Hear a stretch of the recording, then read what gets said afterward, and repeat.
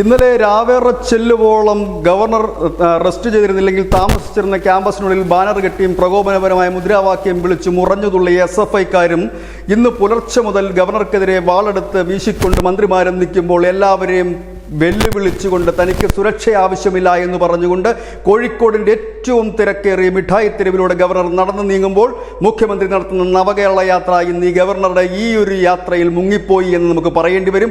ഒറ്റയാൾ പോരാട്ടത്തിൽ ജനകോടികളുടെ മനസ്സിലേക്ക് കടന്നു കയറുന്ന തരത്തിലേക്ക് മാധ്യമങ്ങളും ഒപ്പം ജനങ്ങളും ഒപ്പം കൂടി ഒരു യാത്ര തന്നെയാണ് എന്ന് പറയാതിരിക്കാൻ നിർവാഹമില്ല.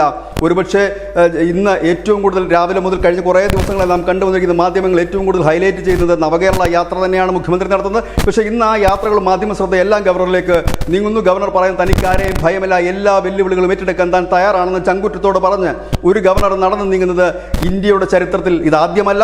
പശ്ചിമ ബംഗാളിൽ നാം ഇത് കണ്ടിട്ടുണ്ട്. കേരളത്തിൻ്റെ ചരിത്രത്തിൽ ഇതാദ്യമാണ്. ഗവർണർ ഇന്നതെ ചെയ്യാവൂ, ഇന്നതെ ചെയ്യാതിരിക്കാൻ പാടുള്ളൂ എന്നൊരു യാതൊരു പ്രോട്ടോക്കോളുമില്ല. നമ്മൾ ആനന്ദ ബോസിൻ്റെ വാർത്ത നൽകിയിരുന്നതിന് മുമ്പ് പശ്ചിമ ബംഗാൾ അദ്ദേഹം തെരുവോരങ്ങളിൽ കൂടെ നടക്കുന്ന സ്ട്രീറ്റ് ഫുഡ് ആസ്വദിക്കുന്ന വാർത്തകൾ നൽകിയിരുന്നു. ഏതായാലും ഗവർണർക്ക് അതിനുള്ള സ്വാതന്ത്ര്യമുണ്ട്, തെരുവുകളിൽ സഞ്ചരിക്കാനുള്ള സ്വാതന്ത്ര്യമുണ്ട്.